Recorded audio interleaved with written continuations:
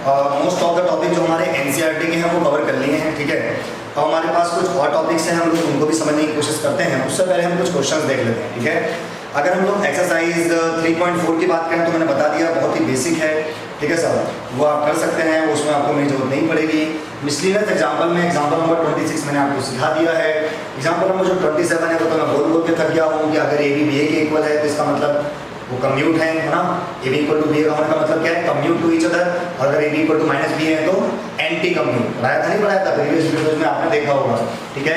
एक मैं क्वेश्चन करा रहा हूँ, ये क्वेश्चन जो है मतलब वैसे तो नॉर्मल बच्चा गलत नहीं करता है, बट गलत होने के चांसेस रहते हैं, ठीक है। तो मैं आपको समझा देता हूँ करना क्या है। a इज इक्वल टू आपको दिया गया है 2 - 1, यहाँ पर दिया गया है 3 4, ओके। और यहाँ पे हमारे पास दिया गया है b इज इक्वल टू, यहाँ पे आपके पास दिया गया है 5 2, यहाँ पे दिया गया है 7 4, और c आपको दिया गया है यहाँ पे 2 5, यहाँ पे दिया गया है 3 8। ये वाली बात समझ में आ रही है क्या? 5 2 7 4 ये सब आपको दिया गया है, ओके ना। हमसे क्वेश्चन पूछा गया है कि एक मैट्रिक्स बताइए d, उन्होंने बताओ d बताओ क्या है, जहाँ पर C D minus A B जो है वो जीरो है। जीरो यहाँ पर मतलब क्या है, नल मैट्रिक्स है या जीरो मैट्रिक्स है। समझ में आ रहा है कि नहीं आ रहा है? यहाँ पे C D minus A B क्या है, यहाँ पे नल मैट्रिक्स है, okay. Now you can see यहाँ पे हम लोग ये देख सकते हैं कि C D minus A B जो जीरो लेके आया है। अब आप खुद सोचो, यहाँ पे ध्यान दीजिएगा, अच्छी तरह समझने की कोशिश कीजिएगा। सी का ऑर्डर बोलना वहाँ से कितना है, सी का ऑर्डर कितना है, 2/2 है। डी के बारे में मुझे कुछ नहीं पता, ठीक है, सभी नाम पता है कि मैट्रिक्स है। ए का ऑर्डर कितना है बोलना वहाँ से 2/2, बी का ऑर्डर कितना है 2/2। जब इनकी मल्टीप्लाई होगी तो इनका आंसर क्या आया होगा, 2/2। तो ए बी का ऑर्डर है वो 2/2 आया होगा। अब क्योंकि सी डी भी आपस में मल्टीप्लाई हो रहे हैं, समझ में आ रहा है कि उसमें से माइनस भी हो रहे हैं, तो अगर सी डी में से ए बी माइनस हो रहा है तो जो ए बी का ऑर्डर रहा होगा वही सी डी का ऑर्डर रहा होगा। समझ में आ रहा है नहीं आ रहा है? तो सी डी का ऑर्डर भी 2/2 रहा होगा, और सी डी का ऑर्डर 2/2 कैसे आया होगा? देखो इसका ऑर्डर, अगर इसमें रोज तो 2 होंगी, इसमें रोज कितनी होगी, 2 होगी। क्यों? क्योंकि ये दोनों मल्टीप्लाई हो रहे हैं, इसका मतलब क्या है कि इसमें जितने कॉलम्स हैं उतनी इसमें रोज होगी, और इसमें इस वाले में कॉलम भी 2 होंगे। क्यों? तभी तो जब इन दोनों को मल्टीप्लाई करोगे तभी तो 2/2 का ऑर्डर बनेगा बाद में घूम करके। मतलब इसका ऑर्डर क्या है, 2/2 का है। ये मैंने थोड़ा बताने की कोशिश की, डायरेक्ट ऑब्जर्व कर सकता हूँ इस बात को। इसका मतलब मैं लेट कर लेता हूँ जो डी है, मान लीजिए मेरे पास डी जो है तो कैसी मैट्रिक्स है, ए बी सी डी, ऐसे लेट कर लिया मैंने। ये वाली बात समझ में आ रही है? समझ कर सकता हूँ 2/2 की कोई भी जनरल मैट्रिक्स, ठीक है। अकॉर्डिंग टू कंडीशन पहले मुझे सी डी निकालना चाहिए, तो मैं सबकी वैल्यू पुट कर देता हूँ भाई। सी मेरे पास कितना है 2 3 5 8, और मेरे पास डी कितना है ए बी सी डी। तो क्या करूँगा, माइनस ए कितना है मेरे पास, बोलिए साहब, ए की वैल्यू कितनी है 2 - 1 3 4, ओके। सही कर रहा हूँ भाई। बी कितना है 5 2 7 4, और राइट हैंड साइड में कितना लिखा होगा 0 0 0 0, ओके। समझ में आ रहा है क्या? जीरो मैट्रिक्स में आपको एक बात बता देता हूँ, जीरो मैट्रिक स्क्यू सिमेट्रिक और सिमेट्रिक दोनों होती है। आई बात समझ में क्या? इसको हम प्रूव करेंगे अभी। जीरो मैट्रिक दोनों होता है, सिमेट्रिक भी होता है, स्क्यू सिमेट्रिक भी होता है, खुद ही देख लो आप। आई बात समझ में क्या? अभी बात करेंगे उसके बारे में भी, यहाँ देखिएगा ध्यान से, ठीक है साहब। तो अगर हम लोग यहाँ पे, अब आपको पता क्या करना है ना, पहले इसकी मल्टीप्लाई से करो, बोलो कितना आएगा यहाँ पे, यहाँ बताओ जरा क्या आएगा, फिर माइनस, फिर यहाँ बताओ जरा कितना आएगा, फिर यहाँ पे देखो 0 0 0 0। प्योर बेसिक क्वेश्चन है, फिर भी हम समझा देते हैं। देखो पहले रो पहला कॉलम बोलो कितना आएगा, 2a + 5c। पहली रो दूसरा कॉलम बोलो कितना आएगा, 2b + 5d, वेरी गुड। यहाँ पे कितना आएगा, दूसरी रो पहला कॉलम 3a + 8c, फिर क्या आएगा, दूसरी रो दूसरा कॉलम कितना आ जाएगा 3b + 8d। समझ में आ गया आपके यहाँ तक? पहली रो दूसरा कॉलम कितना आएगा बोलो भाई, 10 - 7, सही है। पहली रो पहला कॉलम, पहली रो पहला कॉलम समझ में आया, पहली रो दूसरा कॉलम कितना आएगा 4 + 4, सही है। दूसरी रो पहला कॉलम कितना आएगा 15 + 28, सही कर रहा हूँ भाई, सही है ना। 5 15 7 28, दूसरी रो पहला कॉलम, सही लगाया नहीं। दूसरी रो दूसरा कॉलम 3 दूनी 6, 4 3 14 16, सही है ना। क्या करना है, सिंपल है, सॉल्व कर लो इसे। कितना आ जाएगा भाई यहाँ पर, 4 + 7 एक मिनट मैंने क्या कराई है, कहाँ पे कह रहे हो आप, यहाँ पे देखो। पहली रो पहला कॉलम, ठीक है, पहली रो की 2 × 5 = 10 आ गया, 7 × 7 आ गया। पहली रो दूसरा कॉलम कितना आ जाएगा, 2 दूनी 4, -4 आएगा ना, तो बोल कोई दिक्कत नहीं, -4 आएगा, ठीक है सब, वेरी गुड। अगर देखो यहाँ से कितना हो जाएगा 2a + 5c, और इसमें से मैं लगे हाथ माइनस भी कर देता हूँ, 10 में 7 तक कितना बचेगा 3, तो -3। समझ लो बात को, ठीक है साहब। जिसमें मैं इसे माइनस करूँगा तो यहाँ पे आ जाएगा इस तरीके से, ओके। अच्छा इसमें से इसको माइनस करोगे तो कितना आएगा, यही आएगा 2b + 5d, क्योंकि वो तो 0 लिखा हुआ है, ओके। नाउ 3a + 8c, तो 3a + 8c कितना आएगा, ये कितना हो रहा है ये, आप जो है इसमें पहले 10 और 32 और 43 हो रहेगा, तो प्लस माइनस का 43, ओके। तो इसमें ये देखो कितना हो जाएगा यहाँ पे 3b + 8d एंड प्लस 16 अच्छा 22 होता है तो 22 आ जाएगा। This should be equal to 0 0 0 0, 4 equation बनेगी, सॉरी -22, हाँ -22, ठीक है सर। अब क्या बनेगा, ये इसके इक्वल हो जाएगा, तो कंपेयर कर दो, इसकी वैल्यू इसके इक्वल हो जाएगी, है ना। 4 इक्वेशन बनेगी, 4 वेरिएबल है, तो आपको सॉल्व करके आंसर निकालना 12वीं क्लास वाले बच्चे के लिए संभव है। ठीक है, आगे बढ़ें। चलिए साहब, ये क्वेश्चन का मैंने बता दिया आपको, इस तरीके से भी अप्रोच हमारी हो सकती है। ठीक है, चलिए अब ध्यान दीजिएगा अच्छी तरीके से। ये क्वेश्चन कई तरीके बन सकते हैं। ओके, कई प्रकार के हम लोग क्वेश्चन बना सकते हैं, अगर आप करना चाहें तो उनको कर सकते हैं अलग अलग तरीके से। ओके, चलिए साहब, अब आप एक बात ध्यान दीजिएगा कि हमारे पास में ये था साहब question number 28, this was example number 28। इसके बाद जो भैया आपके पास में मिसलेनियस है, मिसलेनियस एक्सरसाइज ऑन चैप्टर 3। तो जो पहला वाला क्वेश्चन है वो प्रिंसिपल ऑफ मैथमेटिकल इंडक्शन पे बेस्ड है, आपको आना चाहिए, आप कर लीजिएगा, नहीं बनेगा तो अपन बात करेंगे। क्वेश्चन नंबर 2 भी इसी टाइप का ही है, वो भी आप कर सकते हैं। क्वेश्चन नंबर 3 भी ऐसे ही दे रखा है। ठीक है, क्वेश्चन नंबर 4 मैंने करा दिया है कि अगर ए और बी सिमेट्रिक मैट्रिसेस है तो AB माइनस BA क्या होगा, AB प्लस BA क्या होगा, AB बताया नहीं था आपको वाले का, प्रीवियस वीडियो में बात हो चुकी है हमारी इसकी, आप देखेंगे तो समझ में आएगा, चिंता मत करिए। एक क्वेश्चन यहाँ दिया गया है वाला, क्वेश्चन नंबर 5 देखिए, है ना। उस क्वेश्चन नंबर 5 में क्या दिया गया है, इसका क्वेश्चन नंबर ये कह रहा है, so that matrix B dash AB जो है, B dash AB is symmetric और इसको symmetric according to A symmetric और इसको सिमेट्रिक, मतलब ये सिमेट्रिक है, इसको सिमेट्रिक है, ये A पर डिपेंड करता है, A क्या है, समझ लो बात को है। मतलब इसकी सिमेट्रिसिटी किस पर डिपेंड करती है, A के ऊपर। आप देखो कैसे, मान लेते हैं X है, सिमेट्रिसिटी चेक करने के लिए क्या करना होता है, सिमेट्रिक ट्रांसपोज लेना पड़ता है, तो पहले सपोज करो फिर ट्रांसपोज ले लो। ओके, तो क्या हो जाएगा, बोलो X डैश इक्वल टू क्या हो जाएगा, B डैश और AB का कितना हो जाएगा आपके पास में, होल डैश। अब बस मैंने आपको ऊपर समझाया था कि अगर मेरे पास में ABCD इस तरीके से लिखा हो, उस पर ट्रांसपोज लगाओ तो उल्टा होता है, B dash C dash B dash A dash, याद है ना आपको वाली बात। ओके, तो सब मल्टीपल जाएंगे तो पहले क्या आ जाएगा आपका, बोलो B डैश, फिर क्या आएगा आपके पास में A डैश, फिर क्या आएगा B डैश का डैश, सही है। तो कितना हो जाएगा, बोलो X डैश कितना आ जाएगा आपके पास, B dash A dash and then B। अब बस अब मान लो इसके थोड़े कर देता हूँ, if A dash equal to A, और दूसरी बात if A dash equal to minus A, sorry minus A, इसका मतलब सिमेट्रिक, इसका मतलब जीरो सिमेट्रिक। ओके, नाउ अब सुनना ध्यान से, अगर सिमेट्रिक है तो X डैश किससे इक्वल आ जाएगा, B डैश AB के इक्वल आ जाएगा, और अगर इसकी सिमेट्रिक है तो B डैश यहाँ पे माइनस आएगा, माइनस बाहर आ जाएगा, है ना, AB यहाँ पे आ जाएगा। ओके, समझ में आ रहा नहीं आ रहा, तो देखो ध्यान से, यहाँ पे X डैश जो है वो X के इक्वल आ गया, इसका मतलब सिमेट्रिक है, और यहाँ पर जो X डैश है वो किसके इक्वल आ गया, माइनस S के, मतलब इसको सिमेट्रिक है। तो B डैश AB सिमेट्रिक होगा अगर A सिमेट्रिक है, और B डैश AB इसको सिमेट्रिक होगा अगर A इसको सिमेट्रिक है, तो कुल मिला के वो A पे डिपेंड करता है। चलिए साहब, तो प्योर बेसिक चीज है ये हमारे पास में हो गया। इसके बाद एक और क्वेश्चन दिया गया आपको कि find the values of XYZ with the matrix एबासोमिक। इस तरह से आपको दिया गया है कि आपके पास में 2 मैट्रिक्स यहाँ दी गई है, ठीक है साहब, आपको यहाँ 2 मैट्रिक्स दी गई है। हालांकि 6 क्वेश्चन अपने आप में बहुत बढ़िया टॉपिक होता है आपके वाली बात। देखो सर, यहाँ पर एक शब्द का और इस्तेमाल किया जा सकता था, ध्यान दीजिएगा। क्वेश्चन में उन्होंने क्या किया है, मैं आपको इसलिए नहीं करवा रहा हूँ कि क्वेश्चन इसमें दिया गया, इसलिए करवा रहा हूँ कि इसमें एक बात छुपी है, 0x और x, यहाँ पे लिखा है 2y और y और माइनस y, यहाँ लिखा है z माइनस z और यहाँ पे लिखा है z। उन्होंने बोला है कि find the value of xyz if the equation satisfied a dash into a equal to I। आपको लिखा है कि जब a dash को, a dash is what, transpose of a into a is what, a, है ना, मैट्रिक्स है। जब दोनों को मल्टीप्लाई अगर हम करेंगे तो I आता है। आई बात, उन्होंने क्या बोला है कि बताइए x1z की वैल्यू क्या होगी, तो हम कर सकते हैं, पहले ट्रांसपोज निकालेंगे, फिर a से मल्टीप्लाई करेंगे, फिर दोनों तरफ कंपेयर कर देंगे तो x1z की वैल्यू आ जाएगी। नहीं समझे क्या हुआ, समझ में आ गया ना। a dash कैसे निकालना होगा भाई, इसका a dash बताना जरा क्या आएगा, x सॉरी 0, पहली रो को कॉलम में चेंज कर रहा हूँ 2yz, दूसरी रो को कॉलम में चेंज कर रहा हूँ xyz, तीसरी रो को कॉलम में चेंज कर रहा हूँ x माइनस yz, कर दिया।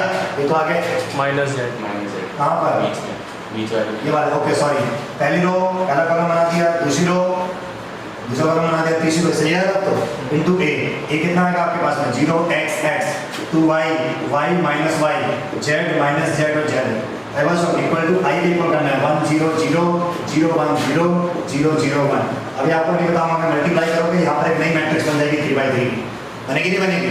ओके, पहली रो पहला कॉलम यहाँ पे आएगा, पहली रो दूसरा कॉलम, पहली रो तीसरा कॉलम, फिर कंपेयर करोगे, है ना, 3 इक्वेशन बनेगी, तीनों को सॉल्व कर लोगे, x y z की वैल्यू आ जाएगी। जो भी कंडीशन बनेगी उसके बाद बनेगी, समझ में आ रहा है क्या। लेकिन एक और मैं आपको बात बताता हूँ, अगर एक मैट्रिक्स और उसके ट्रांसपोज को मल्टीप्लाई किया जाए और आइडेंटिटी मैट्रिक्स आ जाए, आई बात समझ में, ठीक है, इसका मतलब वो मैट्रिक्स कौन सी होती है, ऑर्थोगोनल मैट्रिक्स। कौन सी मैट्रिक्स हो जाएगी, ऑर्थोगोनल मैट्रिक्स। ये हमारे पास में एक नई टाइप की मैट्रिक्स होती है। यानी अगर मैट्रिक्स को उसके ट्रांसपोज से मल्टीप्लाई करके आई आ जाए, या फिर इसको उल्टा भी बोलोगे आप तो a डैश इनटू a आ जाए, ये वाली बात समझ में आ गई। तो किसकी डेफिनेशन बन जाएगी? ऑर्थोगोनल मैट्रिक्स की। वो अपने आप में क्या कहलाएगी? ऑर्थोगोनल मैट्रिक्स कहलाएगी। ये वाली बात समझ में आ रही है कि आपको? ये आपको यहाँ पे ध्यान देना है। ओके, तो हमारा बेसिक चीज है, तो ये भी ऑर्थोगोनल मैट्रिक्स को एक प्रकार से, ठीक है। यहाँ पे एक टाइप था, इसलिए मैंने आपको वाली बात बता दी है, ठीक है। तो साथ साथ आपका एक टॉपिक भी कवर हो गया, ऑर्थोगोनल मैट्रिक्स, ठीक है ना? समझ में आ गया ना आपकी वाली बात? चलिए, हम हालांकि उसको मैं अलग से बताऊंगा कि आपको और अच्छी तरह बताऊंगा, समझ में आया कि नहीं आया, ठीक है। चलिए तो कर लेंगे आप इस क्वेश्चन को। क्वेश्चन भी हो गया और आपको ये भी समझ में आ गया कि अगर किसी मैट्रिक्स को उसके ट्रांसपोज से मल्टीप्लाई किया जाए और एक आइडेंटिटी मैट्रिक्स आ जाए, तो हम कह सकते हैं कि वो क्या है? ऑर्थोगोनल मैट्रिक्स है। तो डेफिनेशन ध्यान रखो, कई बार केवल ये बोला जाता है कि वो ऑर्थोगोनल मैट्रिक्स है, तो बताओ इसकी वैल्यू क्या होगी। मतलब वहां पे अगर वो नहीं लिखते ना a dash into a equal to y और केवल ये बोल देते हैं ऑर्थोगोनल मैट्रिक्स है, तो भी मुझे वही करना पड़ता। ऑब्वियस है, यही डेफिनेशन होती है उसकी, ठीक है। तो ये था साहब question number 6 which was very easy. Next भी है क्वेश्चन नंबर 7। क्वेश्चन नंबर 7 और आसान है, लेकिन तीन मैट्रिक्स मल्टीप्लाई हो रही है, तो एक बार बता देता हूं मैं आपको। क्वेश्चन नंबर 7 देखिएगा ध्यान से, बेटा क्या है इसका? आपको क्या दिया गया भाई? 1 2 1। यहाँ पे आपको क्या दिया गया sir? 1 2 1। This is 2 0 0, this is 0 1 2। ये हमारे पास कितना आ जाएगा भाई? यहाँ पे हमारे पास आ जाएगा साहब 0 2 x। यहाँ पे हमारे पास क्या लिखा हुआ है? 0। यहाँ पे 0 का मतलब क्या है? Null matrix. ओके, तो भी ऑर्डर चाहिए उस ऑर्डर का मैट्रिक्स ले लो। पहले देखो इसकी से मल्टीप्लाई करो, इसका ऑर्डर कितना है बोलो भाई? कितनी रो? एक रो 3 कॉलम। इसका ऑर्डर बोलो 3/3। क्या दोनों मल्टीप्लाई होंगे? यस। और जो आंसर आएगा ना, इन दोनों को मल्टीप्लाई करके जो मैट्रिक्स बनेगी वो 1/3 की बनेगी, मतलब एक कॉलम टाइप का आएगा। यानी इसको मल्टीप्लाई करके जो आंसर आएगा वो कुछ ऐसे दिखाई देगा, उसमें केवल एक कॉलम होगा, होगा या नहीं होगा? फिर उसकी मल्टीप्लाई इससे करेंगे 0 2 x से। ये वाली बात समझ में आ रही है क्या? चलिए, तो ये 3 3 गायब हो गया, इसको मल्टीप्लाई करके बताया था। पहली रो पहला कॉलम कितना आएगा बोलो? 1 4 5, सही है? तो 6 हो जाएगा ना, 1 4 और 1 6 हो गया ना। पहली रो दूसरा कॉलम कितना है? 2 0 0, 2 ही आएगा। फिर इसको इससे मल्टीप्लाई करो 0 2 2 4 हो जाएगा। तो ये आंसर आ गया इसको मल्टीप्लाई करके। और मल्टीप्लाई कैसे करेंगे तो आंसर आएगा नहीं आएगा? कितने ऑर्डर की मैट्रिक्स बनेगी? 1/3 बन तो गया 1/3, 3 कॉलम ये बनेगी, ठीक है। तो मैं पहले रो पहला कॉलम, पहले रो दूसरा कॉलम, पहले तीसरा कॉलम आ गया आंसर ना। अब इसको मल्टीप्लाई करो, इसका ऑर्डर क्या है? 3/1, 3 मल्टीप्लाई हो जाएगा। जब अच्छा यहाँ पे नल मैट्रिक्स चल रही है तो बस सिंपली उसका भी 0 लिख देना फिलहाल, ठीक है ना। मल्टीप्लाई करो तो आंसर क्या आएगा? पहली रो पहला कॉलम यही मल्टीप्लाई होगा और जो आंसर आएगा 1/1 का आएगा, मतलब एक एलिमेंट आएगा इसके अंदर। तो कितना आएगा बोलो? 0 + 4 + 4x। तो 4 + 4x ये एक ही एलिमेंट है और ये किसके इक्वल है? नल मैट्रिक्स यानी 0 के। ओके, तो इक्वलाइज कर दो तो 4x + 4 must be equal to 0, तो x = -1। ओके, नहीं समझ में आया? इस तरीके से हम लोग सॉल्व कर सकते हैं। ऐसे ही आगे उसमें और दिया गया है, समझ में आ गया? क्वेश्चन नंबर अगर हम लोग 8 की बात करें, आप देखो ध्यान से, दिस वाज क्वेश्चन नंबर 7। अगर हम लोग क्वेश्चन नंबर 8 पर जाकर देखें तो ध्यान दीजिएगा हमारे पास में क्या होता है। अगर हम लोग क्वेश्चन नंबर 8 की बात करें, आपको दिया गया है, अगर मान लीजिए a जो है वो आपको दिया गया है 3 1 -1 2 और आपको क्या करना है? a² - 5a + 7i = 0। ये आप आराम से कर सकते हैं। देखिए उसने बोला है कि इफ सो दैट, इसको करना बहुत ही आसान है। समझ में गया? इसको शो करना बहुत ही आसान है। यहाँ से भी इनवर्स हम लोग निकाल सकते हैं, पता है आपको? अभी हम लोग आगे पढ़ेंगे इसको भी, है ना। एक हमारे पास टॉपिक आएगा characteristic equation of a matrix. समझ में आ रहा है नहीं आ रहा? Characteristic equation of a matrix, उस समय भी हम लोग देखेंगे, बहुत ही बढ़िया टॉपिक है, उसके बारे में भी चर्चा करेंगे। एनसीईआरटी में नहीं है लेकिन हम लोग उसको पढ़ेंगे, ठीक है। ये समझ में आ गया? ये इसको निकाल दोगे तो 5 से मल्टीप्लाई करना, सॉल्व कर लेना, आंसर आ जाएगा, ठीक है। ऐसे एग्जांपल्स भी हैं, पहले एग्जांपल करना, ट्राई करना, आएगा आपको, ओके।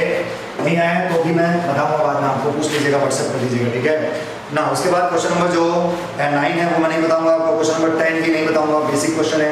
क्वेश्चन नंबर 11 समझा देता हूँ, ठीक है। उसमें सिंपल उन्होंने x को मल्टीप्लाई कर दिया, देखो आपको सोचना है x क्या होगा। x से मल्टीप्लाई करके बाहर लिखा है 1 2 3 4 5 6, इस तरीके से लिखा हुआ है। और ये आपको दे रखा है -7 -8 -9, यहाँ लिखा है 2 4 6। ये वाली बात समझ में आ रही है क्या आपको? ठीक है सर, ओके। अब उसने बोला कि फाइंड द मैट्रिक्स x, तो हम मैट्रिक्स x निकाल सकते हैं कैसे? देखो पहली बात आपको पता है कि इससे मल्टीप्लाई हो रहा है, ठीक है। अब ध्यान देना, आपको कैसे पता चलेगा मैट्रिक्स जो है कितने ऑर्डर की है? देखो ध्यान से, इसका ऑर्डर बोलो कितना है? 2/3 है। इसका ऑर्डर बोलो भाई कितना है? 2/3 है। आई बात समझ में गया? तो x मैट्रिक्स क्या होनी चाहिए? देखो अगर मैं यहाँ पर सपोज करना चाहूँ तो मैं x मैट्रिक्स को क्या सपोज करूँगा? ताकि मल्टीप्लाई करके 2/3 है। पहली बात तो मुझे इतना पता है कि अगर ये इससे मल्टीप्लाई हो रहा है ना तो इसके कॉलम उतने होने चाहिए, ठीक है। अब उसके जितने भी कॉलम है ना, देखो अगर मान लो ये तो चलो हट जाएगा यहाँ से, लेकिन क्योंकि जो यहाँ पर होगा वो और वो मिलके तो बनेगा नहीं, इसका मतलब यहाँ पे 2 होना चाहिए। अब आप करके देखो उसका आंसर आ जाएगा, क्योंकि इसको मल्टीप्लाई करके बनाया तो ऑर्डर भी तो देखा जाएगा, नहीं आ रहा समझ में आपको? हाँ। समझ में आ गया ना? तो ये 2/2 की बनेगी तो उसे क्या सपोज कर दूंगा ए बी सी डी, और फिर सिंपल है, मल्टीप्लाई करो, इक्वलाइज कर दो, आंसर आ जाएगा। ओके, बेसिक है। चलिए, तो ये हमारे पास में आ जाएगा। चीज़ों को समझने की कोशिश कीजिएगा, ऐसे नहीं समझना कि इसको लेट कर लिया, वो ऐसे कैसे लेट कर लोगे कोई मैट्रिक्स। आई बात समझ लीजिए, ठीक है? पहले कॉमन सेंस लगाना पड़ेगा आपको। Question number 12 was principle of mathematical induction, आपको उसको सॉल्व करना है, वो आप कर सकते हो, कोई दिक्कत नहीं है। ऐसे क्वेश्चन सामान्यतः पेपर में आते भी नहीं है। समझ में आ रहा है कि नहीं आ रहा है? मैंने जनरली बोला है किसी किसी के, आप देखो मैं पूरी इंडिया में तो पढ़ाता नहीं हूँ ना, लेकिन मैंने उत्तराखंड बोर्ड में नॉर्मली ऐसे पेपर नहीं देखे अभी तक, ऐसे क्वेश्चंस नहीं देखे मतलब, ठीक है? तो आपको आना चाहिए, पढ़ना हमको सब कुछ है, आप ट्राई कीजिएगा। नहीं बनेगा तो अपन कोई सेपरेट वीडियो में उसकी भी चर्चा कर लेंगे, ठीक है ना? ओके, चलिए अभी पेपर सॉल्यूशन स्टार्ट होगा तो बात करेंगे सबके बारे में। 13 क्वेश्चन थोड़ा सा अच्छा सा है और अच्छा सा भी है, और थोड़ा मैं बता देता हूँ, ठीक है sir? Minus gamma minus alpha, उसने बोला A is equal to is such that A square equal to आई।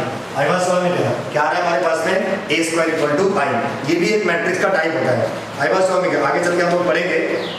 अगर ए स्क्वायर इक्वल टू आई आ जाए, आई बात समझ में क्या? अगर हमारे पास मान लीजिए ए स्क्वायर इक्वल टू आई हमारे पास में आ जाता है, ठीक है सर? तो ये आइडम्पोटेंट मैट्रिक्स या फिर जो है हमारे पास में एक नीलपोटेंट करके मैट्रिक्स होती है, उसका एक टाइप होता है। समझ में आ रहा है कि नहीं आ रहा है? ठीक है, मैं बता देता हूँ आपको कौन सा होता है अभी, ठीक है सर? ये हमें याद होना चाहिए अच्छी तरीके से। जब तक आपको ये चीज़ें याद नहीं होंगी तो काम नहीं चलेगा, ठीक है? मैंने बहुत दिनों से इसको देखा नहीं है, इसलिए अभी दिमाग में मेरे बैठा नहीं है क्या है वो, ठीक है सर? लेकिन आप उसको डायरेक्टली याद कर सकते हैं, बता देता हूँ आपको, कोई दिक्कत नहीं, हमने लिखा हुआ है, ठीक है सर? हमारे पास में अगर मान लीजिए आपके पास में आ जाए ए स्क्वायर इक्वल टू, आपके पास में आई आ जाए, तो उसे बोलते हैं इनवॉल्यूटरी मैट्रिक्स। क्या बोलते हैं उसको? Involutory matrix. समझ में आया कि नहीं आया? कोई दिक्कत नहीं है, आपको याद होना चाहिए, ठीक है sir? A square equal to अगर आई हो, अगर ए स्क्वायर इक्वल टू क्या आ जाए? आई आ जाए, तो उसे क्या बोलेंगे?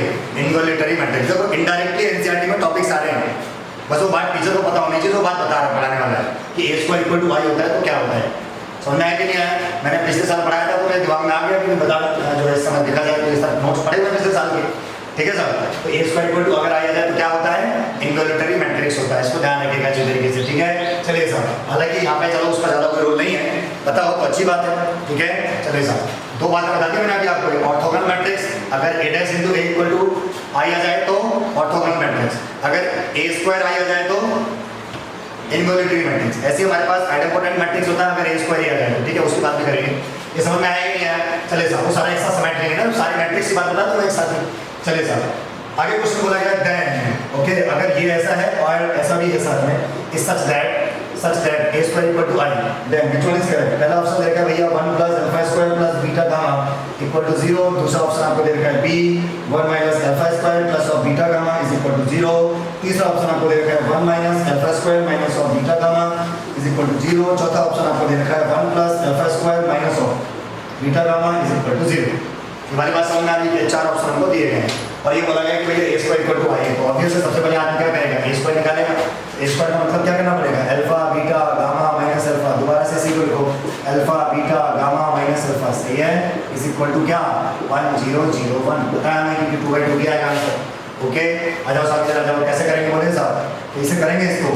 पहली बात अपन से यहाँ से हम जो हमारे मैट्रिक्स बनेगी क्या बनेगी? 2/2 की पहली रो पहला कॉलम बोलो साहब, alpha square plus beta gamma. आगे पहला एलिमेंट, पहली रो पहला, दूसरा एलिमेंट बोलो alpha beta minus alpha beta, 0 हो जाएगा। चलिए दूसरी रो पहला कॉलम बोलो साहब, gamma alpha minus gamma alpha, ये भी 0 हो जाएगा। दूसरी रो तीसरा कॉलम क्या आएगा बोलो? Gamma beta plus alpha square, सही है? इज इक्वल टू क्या हो जाएगा भाई? 1 0 0 1। ओके, कंपेयर कर, ये तो 0 लिखा हुआ है, ये भी 0 लिखा हुआ है, तो 0 0 0 0 ये दोनों इक्वल है। इसका मतलब alpha square plus beta gamma किसके इक्वल है? 1 के इक्वल है। आई बात समझ में है? हाँ, तो देखो ध्यान से, हमारे पास alpha square plus beta gamma equal to आ जाएगा। यहाँ से भी क्या आ जाएगा? Alpha square plus beta gamma equal to 1 आ जाएगा। ओके, नाउ अब मिला के देख लेते हैं भाई क्या क्या है। Alpha square plus beta gamma, alpha square plus beta gamma minus 1 equal to 0, या फिर इसमें समय 1 पहले लिखा है तो सबको उठा के रख देता हूँ। 0 equal to 1 minus alpha square minus beta gamma, दोनों नेगेटिव चाहिए, दोनों नेगेटिव चाहिए। C is the right answer, ठीक है सर? समझ में आ गया आपको? दिक्कत तो नहीं है ना? दोनों जगह सेम आना था। ये हमारे पास था भैया क्वेश्चन नंबर 13, देख सकते हैं, मतलब थोड़ा सा अपन कह सकते हैं, मतलब 1-2 नंबर में डाल देंगे क्वेश्चन। हमारी नजर पड़ी हुई रहेगी तो गलत नहीं होगा पेपर में, है ना भैया? क्योंकि पेपर में अगर अननोन क्वेश्चन करोगे तो फिर आपके दिमाग में भी टेंशन रहेगी, गलत किया, सही हो गया, है ना? तो उससे जो है थोड़ा सा अच्छा अनकंफर्टेबल टाइप का हो जाता है, ठीक है ना? चलिए सर, इसके बाद अगर हम लोग बात करें तो हमारे पास जो नेक्स्ट क्वेश्चन दे रखा है कि the matrix A is both मतलब मैट्रिक्स ए जो है ना वो दोनों हैं, सिमेट्रिक मैट्रिक्स भी है और स्क्यू सिमेट्रिक मैट्रिक्स भी है। तो बताओ वो मैट्रिक्स कौन सी होगी? पहला ऑप्शन दे रखा है डायगोनल मैट्रिक्स, दूसरा ऑप्शन दे रखा है जीरो मैट्रिक्स, तीसरा ऑप्शन दे रखा है स्क्वायर मैट्रिक्स, चौथा ऑप्शन दे रखा है नन ऑफ दीज। जीरो मैं बात समझ में क्या? तो जीरो मैट्रिक्स आएगी, देखो ध्यान से, क्योंकि अभी बोला था मैंने आपको, मतलब अगर सिमेट्रिक है तो it is A transpose equal to हो जाएगा, और अगर स्क्यू सिमेट्रिक है तो A transpose equal to minus हो जाएगा। तो इसका मतलब bye 1 and 2 we can say कि ए इक्वल टू माइनस है, ये इसके इक्वल है, ये इसके इक्वल है, तो दोनों इक्वल है। इसको उठा के चले आओ तो 2a equal to 0, a equal to 0, a equal to 0 मतलब, अरे यहाँ 0 का मतलब क्या होता है? Null matrix, zero matrix. नहीं है समझ में क्या? ऐसे कोई तुक्का थोड़ा मारना है, देखो लीगल प्रूफ है आपके पास, समझ में आ रही है कि नहीं? कैसे मैट्रिक्स होगी? Zero matrix. अब अगर मान लो तुमने किताब की बात मान ली, कई लोग जो है मैंने आपको कल बताया था कि डायगोनल एलिमेंट्स में हमारे पास में जो, अगर आप डायगोनल मैट्रिक्स की बात करो तो साइड डायगोनल जीरो नहीं ले सकते, साइड डायगोनल आप क्या नहीं ले सकते? जीरो नहीं ले सकते। अगर जैसे आप 0 0 0 0 0 0 0 0 बोलोगे तो ऐसे हम डायगोनल मैट्रिक्स नहीं बोलते। कई लोग कहते हैं, अगर वो कई लोग कहते हैं तो उनको इसका दो आंसर टिक करने पड़ेंगे, क्योंकि पहला ऑप्शन क्या है? ए डायगोनल मैट्रिक्स, भाई जीरो मैट्रिक्स डायगोनल मैट्रिक्स तो होती है ना, उसके साथ है। लेकिन हमारा आंसर है आपको समझ में आ गया? जीरो मैट्रिक्स ऐसे एक्चुअली ज़्यादा बहस नहीं करते हैं, वरना आप कंफ्यूज हैं। अगर समझ में आ गया क्या? चलिए साहब, ये था हमारे पास क्वेश्चन नंबर जो है 14। इसके बाद क्वेश्चन नंबर 15 है, ठीक है साहब। अब क्वेश्चन नंबर 15 हमको दिया गया है, वो क्या है साहब? क्वेश्चन 15 दिया गया है कि अगर ए स्क्वायर बराबर ए है, अभी बताया था, अगर ए स्क्वायर बराबर ए आ जाए तो कौन सी मैट्रिक्स होती है? Idempotent matrix. कौन सी होती है?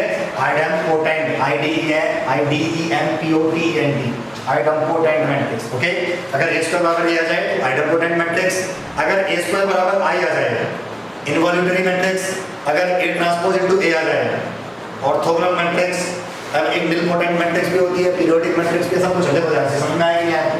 तो ए स्क्वायर इक्वल टू ए आ जाए तो आइडेम्पोटेंट मैट्रिक्स। काम की चीजें हैं, आपको पता है तो अच्छी बात है, नहीं पता है तो कौन सा कुछ बिगड़ना है बोर्ड में, ठीक है?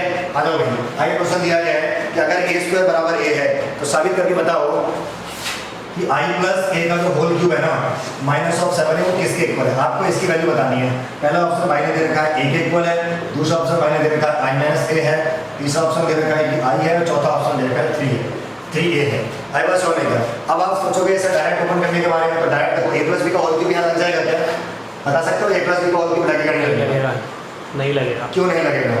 क्योंकि ये कम्यूट नहीं है ना। ए और आई तो हमेशा कम्यूट होते हैं, कल भी कहा था नहीं कहा था मैंने, कोई भी मैट्रिक्स आई के साथ तो हमेशा कम्यूट करती है ना, ये कम्यूट है, मतलब यहाँ पे नॉर्मल अलजेब्रा का काम कर सकती है, अप्लाई कर सकते हैं, कोई दिक्कत नहीं है उसमें, ठीक है? लेकिन अगर मान लो तब भी नहीं आता हो तो आप इसको ऐसे कर लो, आप इसको 3 बार लिखो, ए प्लस आई, ए प्लस आई, ए प्लस आई, आई प्लस ए जो भी है मतलब, तो इन दोनों को सॉल्व कर, पता है ना कैसे करना है सॉल्व? फिर वो ताम झाम करके आंसर आ जाएगा लास्ट में उनके लिए, समझ में आएगी नहीं है? लेकिन मेरे को तो पता है कम्यूट है, मैं नॉर्मल अलजेब्रा बोल दूँगा इसको, है ना? हालांकि बात पता होनी चाहिए आपको, ऐसे ओपन नहीं कर सकते आप इसी चीज़ को, है ना? क्या आएगा बोलो भाई? A cube plus 3a square B plus of 3a square 3ab square, नहीं यार समझ में क्या कर रहा हूँ मैं? और बी क्यूब सही कर रहा हूँ नहीं? ओके, आई क्यूब मतलब तो आई होता है यार, मैंने कल भी समझाया था आपको, आई की कितनी बात मतलब आई आएगा घूम के, नहीं समझाया था क्या? फिर आप वीडियो उसको ध्यान से देखा करो, ठीक है सर? कल मतलब वीडियो आपने देखी है, उसमें आपने देखा था कि हमारे पास में जो है हम लोगों ने देखा था कि आई की पावर एन आई आता है ना, कल बताया था मैं आपको वाली बात, आई की पावर एन क्या आता है? आई आता है। आप आई को कितने बार मल्टीप्लाई करोगे आई आएगा, ये सी 1 की तरह काम करता है, यहाँ पे 1 1 1 बनाएगा। Okay, now plus 3 I square again I, और I into A is A, I into A is A, plus of 3a square and plus of what? A cube. ये वाली बात समझ में आ गई क्या? अब इसको जो है थोड़ा सा शॉर्ट करने की कोशिश करते हैं, ध्यान दीजिएगा। Now this is what? i plus 3a, आपको पता है a स्क्वायर भी a है, गिवन है, ये स्क्वायर किसके इक्वल है? a के इक्वल है। अच्छा वो नहीं भी देते ना और लिख देते कि वो आइडेम्पोटेंट मैट्रिक्स है, तो ये कॉन्सेप्ट खुद लगा सकते थे, है ना? कई बार आपको ऐसे मिल सकता है, तो कितना आ जाएगा बोले आपने? 3a, इसको मैं क्या लिख सकता हूँ? a square into a square अपने आप में a है, तो क्या बन जाएगा? a स्क्वायर बनेगा, फिर सारे पहले नहीं समझ में आ रहा है? समझ में आ गया ना क्या होगा? अगेन दिस इज ए, तो मिला के क्या बन गया सब आपके पास में? ये बन जाएगा आपके पास में i प्लस 7a, लेकिन भाई ने तो दिस माइनस 7a पूछा है ना, अभी तो हमने केवल इसकी वैल्यू निकाली है ना, ये जो वैल्यू आई है ये किसकी वैल्यू आई है? i प्लस a के होल क्यूब की वैल्यू आई है ना, ये तो हमें किसकी वैल्यू निकालनी है? i प्लस a का whole cube minus of 7a की, तो क्या आ जाएगा answer? i plus 7a minus of 7a, so the answer is i। सही है, तो दिक्कत तो नहीं है, समझ में आ गया आपको? नॉर्मल अलजेब्रा कैसे काम करी यहाँ पे, नॉर्मल अलजेब्रा कैसे काम करी समझ में आ रहा है? ऐसे मुंह उठा के कहीं भी नॉर्मल अलजेब्रा नहीं लगाना है, आपको पहले देखना है कि कहीं वो कम्यूट कर रहे हैं या नहीं कर रहे हैं। अगर कम्यूट कर रहे होंगे देन आप ऐसा कर सकते हैं, समझ में आ रहा है आपको? चलिए सर, तो ये हमारे पास में कुछ चीज़ें थी जो हम लोगों ने आपको समझाने की कोशिश करी, ठीक है। अकॉर्डिंग टू एनसीईआरटी मैट्रिसेस में हमारे पास इतना ही था, ठीक है। फिर भी आपको लगे कि आपको टॉपिक नहीं आया है तो आप मेरे को व्हाट्सएप पे पूछ सकते हो कि भैया जी हमसे ये नहीं बना या वो नहीं बना, जो भी आपको डाउट पूछना हो। मेरे हिसाब से अगर आप अब देखना चाहें और वीडियो को समझना चाहें तो जहाँ तक मुझे लगता है एवरेज बच्चा जो है वो समझदार है, वो इनको अच्छी तरह समझ सकता है। मैट्रिक्स में थोड़ी प्रैक्टिस करनी पड़ेगी, ध्यान रखिएगा, चीज़ों को समझने की कोशिश कीजिएगा। बहुत ही स्कोरिंग चैप्टर है, समझ लो बात को, स्कोरिंग चैप्टर है ये, ज़्यादा इसमें दिमाग लगाने की जरूरत नहीं है। बोर्ड लेवल के हिसाब से देखेंगे कोई बड़ी बात है ही नहीं उसमें, ठीक है साहब। तो ध्यान रखिएगा, वीडियो को बार बार जरूर देखिएगा प्लीज़, है ना। 4-5 बार जब तक ना देखें तब तक मज़ा नहीं आएगा, ठीक है। नोट्स बनाइएगा। Thank you so much.